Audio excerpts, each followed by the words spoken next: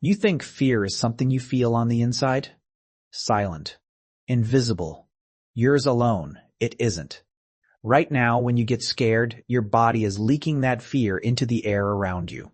Real chemicals, pushed out through your skin, drifting to the people nearby. And their brains are picking it up, reading it, reacting to it. Mostly without anyone noticing a thing. So here's the question that should be sitting in the back of your mind. If your body still does this today, in a world of deodorant and climate control and 6 feet of polite personal space, what about a human standing on an open plain 40,000 years ago, downwind of a terrified stranger? Could they smell fear? Seriously, sit with that for a second. Because the answer is yes, and the way it works is stranger than you'd think. This isn't some new trick our species picked up. It's older than farming, older than writing, older than cities, older than language as you know it. This predates almost everything you'd call human, and the last piece of it might change how you feel the next time your heart starts pounding in a dark parking lot. There are really 2 questions tangled up here. The first is the simple one. Does fear actually have a smell? And the second, the far more interesting one, if it does, could ancient humans use it? Could a scent tell a whole group that something out there wanted them dead? Hold on to that second one. It's where this goes. But before you can smell fear on someone else, one thing has to be true. Your nose has to be good enough to matter. And here's where almost everyone gets the story completely backwards. You've been told humans have a terrible sense of smell, that we're the blind noses of the animal kingdom, hopeless next to a bloodhound. To understand where this goes, you have to picture where that idea even came from. And it's not a lab. It's a hunch. In the 1800s, a French anatomist named Paul Broca looked at the human brain, decided our smell region seemed small compared to our big thinking parts, and concluded that becoming smart meant giving up our nose. No experiment. Just a guess. And that guess hardened into fact for 150 years. It even reached Freud, who used it to argue that our weak sense of smell left us prone to mental illness. Then, in 2017, a Rutgers neuroscientist named John McGann tore the whole thing down in the journal Science. He went back through the actual data. And the human olfactory bulb? It isn't shrunken at all. It's large, and it holds a similar number of neurons to other mammals. We sit right in the middle of the mammal pack. It gets better. Humans can discriminate possibly 1 trillion different odors. Read that again. Not 10,000, the number those dusty textbooks loved, potentially 1 trillion. And for certain specific compounds, we outperform mice. We outperform dogs. Think about that. The animal you were told has a pathetic nose can beat a bloodhound at smelling the right molecule. So the movies got it wrong. The caveman isn't some scent-blind brute stumbling around. The equipment was there, which means the real question was never whether ancient humans could smell. It's what they were smelling that we've forgotten how to notice. But here's where it gets strange. Okay, the nose works. That still doesn't prove fear itself has a scent to catch. Feelings aren't smells, right? Wrong. And this is the part that genuinely unsettles people.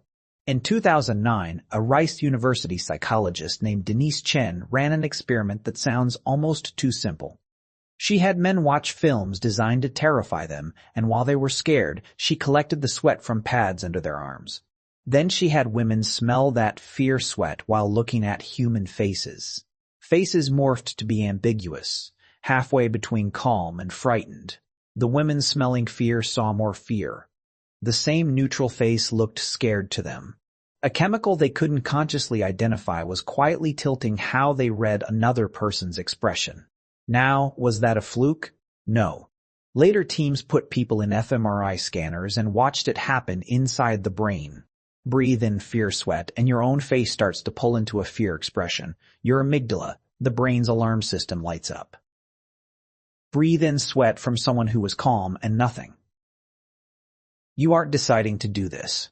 You can't smell fear the way you smell coffee. It bypasses the front desk of your mind and goes straight to the alarm. Scientists have a name for the family of chemicals doing this. Chemosignals. Not quite pheromones. They don't flip a switch and force a behavior. They leak information. And fear turns out to be one of the loudest things a human body broadcasts without permission. Let's be honest about something, because it matters. None of this means one person smells terror and instantly panics like a scene in a horror film. The effect is subtle. It nudges, it primes, it makes you a little more alert, a little quicker to see threat. But subtle is exactly what you'd want, isn't it? A silent, invisible warning passing between bodies before anyone said a word. And that word, warning, is the whole point. Because here's a detail researchers noticed that changes everything. When you make a fear face, you don't just look scared. Your eyes go wide, your nostrils flare, you physically breathe in more. Fear literally opens you up to take in more information about the world. So picture the ancient version. You're one of maybe 30 people, deep in a landscape that is trying to kill you. No walls, no fence, night coming.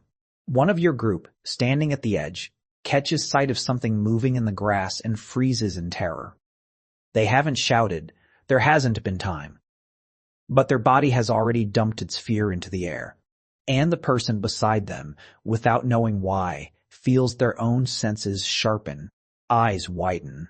They start scanning. So what do? In that half second before anyone understands anything, your body has already begun getting ready to run.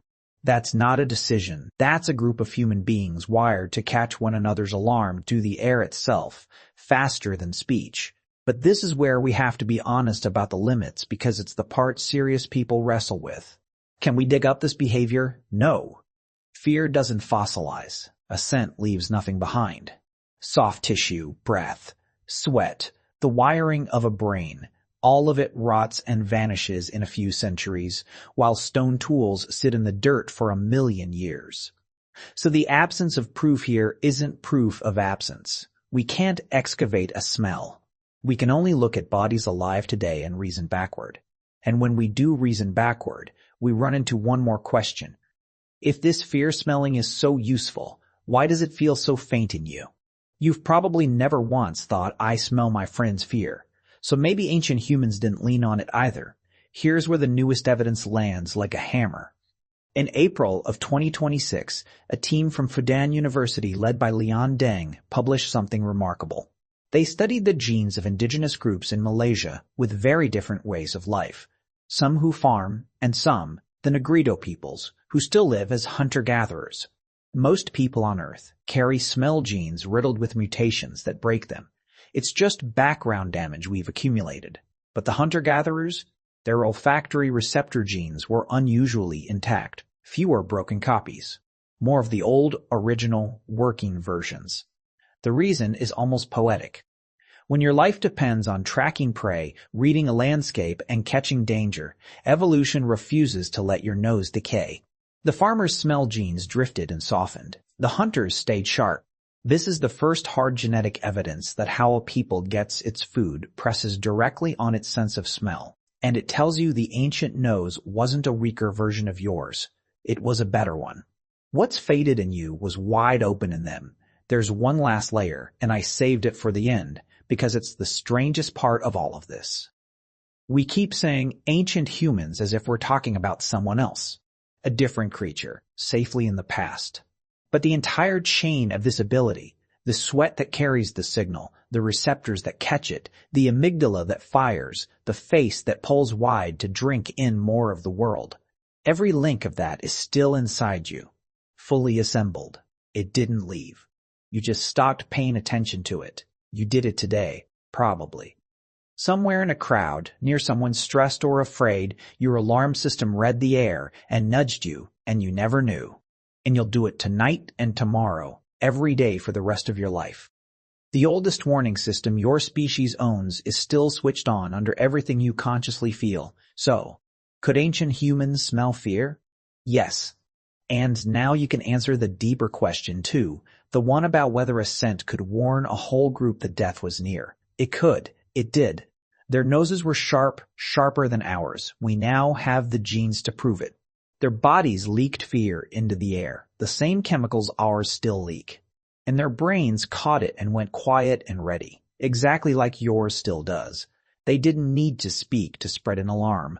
They breathed it. We didn't invent this. We inherited it, and then we buried it under perfume and walls and the comfortable story that we're the ape who can't smell. But the story was wrong. The nose was never the weak link. So the next time your heart starts pounding for no reason you can name, in a dark parking lot, in an empty stairwell, in a room that suddenly feels wrong, pay attention to that jolt. It might not be nothing.